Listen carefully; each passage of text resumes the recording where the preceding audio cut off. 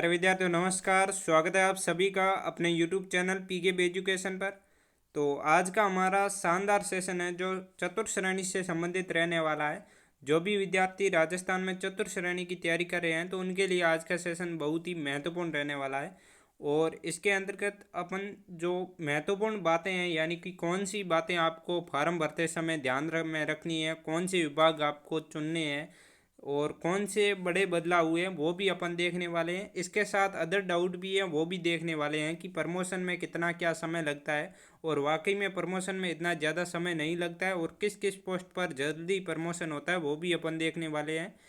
और काम कितना रहने वाला है और क्या करना पड़ता है तो वो अपन सभी चर्चा करेंगे। फार्म कब भरे जाएगा, कितनी फीस है, सभी की चर्चा करेंगे। बस आपको अपने कान और आँख है जो अच्छी तरह से खोल कर देख लेने हैं ताकि आपको कोई भी बाद में डाउट नहीं हो।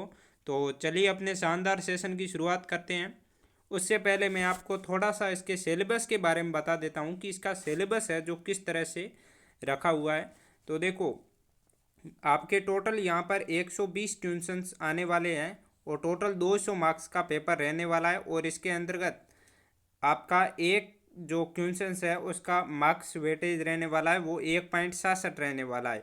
यानी कि 120 को आप 1.67 से यदि मल्टीप्लाई करोगे तो आपके 200 नंबर का पेपर हो जाएगा। इसके बाद अपन कट ऑफ भी देखने वाले हैं। कैटेगरी वाइज बताऊंगा मैं आपको कितनी क्या रहने वाली है और विभाग में कौन सी आपको गलती नहीं करनी है वो अभी से मैं आपको बता दूंगा। आपके फार्म भी कब भरे जाएंगे वो भी अपन संपूर्ण चर्चा करने वाले हैं, आप यूँ समझो।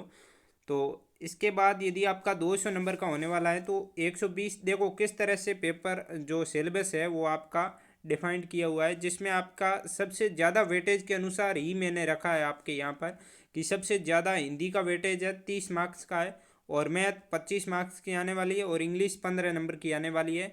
और राजस्थान जीके जिसके अंतर्गत ज्योग्राफी भी है, हिस्ट्री भी है और आर्ट एंड कल्चर है, ये सभी के सभी मिलाकर आपके 20 क्वेश्चंस आएंगे। और उसके बाद पॉलिटी पॉलिटी के अंतर्गत दो पोर्शन है। एक आपके इंडिया पॉलिटी में केवल और केवल आपको संविधान पढ़ना है यानी कि संविधान की जो आधारभूत विशेषताएं होती है वो, और उसके साथ आपको राजस्थान की पॉलिटी जिसमें आपके कुछ टॉपिक भी दिए हुए हैं, सूचना का अधिकार है जैसे, और जो राज्यपाल, मुख्यमंत्री, विधानसभा, इस तरह से आपके टॉपिक दिए हुए हैं। तो वो सभी आपके 10 क्वेश्चंस आने वाले हैं इसके, और करंट अफेयर्स के आपके 10 क्वेश्चंस आने वाले हैं यहाँ पर। और साइंस और कंप्यूटर दोनों के 10 क्वेश्चंस 5-5 मिलाकर आने वाले हैं। इस तरह से आपने देखा होगा कि इसके अंतर्गत जब आपने सिलेबस को एनालाइजेशन किया तो एक बात आपने ज़रूर यहाँ पर जानी होगी कि राजस्थान जीके है जिसका वेटेज बहुत ही कम है। यानी कि जहाँ पर 5 क्वेश्चन अपन ये पॉलिटी के मान सकते हैं और एक 20 मार्क्स ये मान सकते हैं, टोटल मिला के 25 मार्क्स ही नहीं, 25 नंबर का ही वेटेज नहीं है 120 में से। देखो कितना बड़ा एक बच्चों के साथ अन्याय हो रहा है। तो देखो, मैं कह रहा हूँ कि किसी को ये बात समझ आए नहीं आए परंतु इससे अदर स्टेट को यहाँ पर फ़ायदा होने वाला है, राजस्थान के युवाओं को यहाँ पर फ़ायदा नहीं मिलने वाला है। उसका रीज़न यही है कि यहाँ पर क्या हो रहा है कि जो विद्यार्थी है मांग उठाने को लेकर अब की बार उत्सुकता नहीं दिख रही है मुझे। कि पहले जब और युवा जब जब मांग उठाते हैं उनकी 100% मांग पूरी हुई है। चाहे आप देख सकते हो पहले भी पशु परिसर के अंतर्गत पदवर्दी को लेकर भी मांग पूरी हुई और उससे पहले आपने देखा होगा उसमें सिलेबस बदलाव को लेकर भी यहाँ पर बच्चों की मांग है जो पूरी हुई है।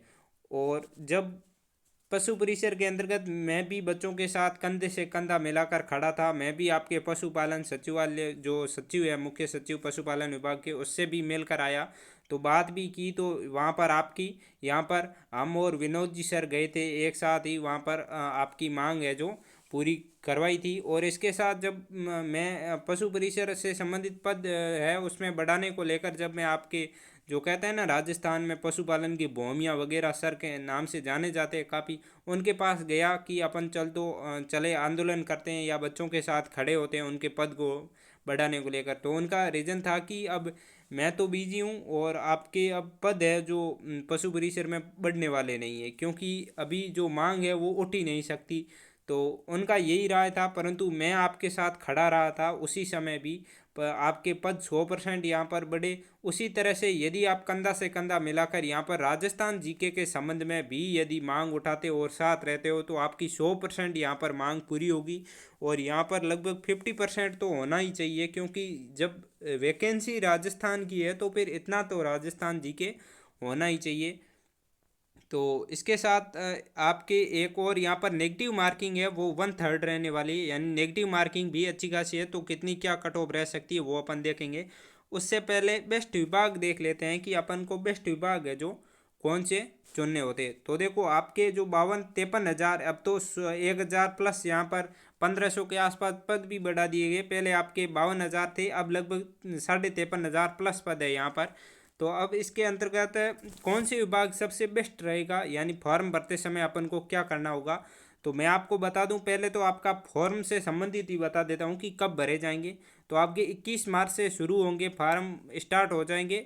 और इसके अंतर्गत आपको मैं बता दूं, आप 1 जनवरी, यदि किसी की आयु कम भी पड़ रही है ना, तो 1 जनवरी 2026 तक आप 18 के हो जाने चाहिए, तो आपका फॉर्म यहाँ पर सही मान लिया जाएगा। इसके साथ यदि अपन देखें कि इसके अंतर्गत फार्म है जो फीस क्या रहने वाली है, तो देखो यूआर यानी कि जनरल की रहने वाली है 600 रुपये, और ओबीसी और एससी एसटी की इनकी 400 रुपये रहने वाली है। और यूआर के साथ जो अदर स्टेट के हैं उनके भी 600 रुपये यहाँ पर रहने वाली है। तो अब देखिए अपन सबसे बेस्ट विभाग कौन से हो सकते हैं। तो देखो आपको मैं एक बात बता देता हूँ, आगे मैं वो भी चर्चा करेंगे कि किस विभाग में कम कार्य होता है, यानी आज सारे ही डाउट क्लियर करने वाले हैं। तो सबसे बेस्ट विभाग देखें तो यहाँ पर सचिवालय है जो सबसे बेस्ट विभाग होने वाला है। इसको आप 1 नंबर प्रायोरिटी पे दे सकते हो। और उसके बाद आपके आरपीएससी का, और सचिवालय ऐसा वैसा विभाग नहीं है। आप सोचोगे कि सचिवालय कैसा विभाग है, तो एकदम यानी कि जिस विभाग में सबसे ज़्यादा अपन कह सकते हैं मौज, और जिसके अंतर्गत उच्च अधिकारियों से आपका मिलना जुलना बैठना होगा, वह सचिवालय विभाग होगा। और एक आरपीएससी है, ये भी सबसे अच्छा विभाग है, परंतु इसके अंतर्गत खास बात यह है कि इसमें पद बहुत ही कम है। यानी कि अपन देखें तो सचिवालय के अंतर्गत समथिंग 600 से 650 के समथिंग पद है यहाँ पर सचिवालय के अंतर्गत।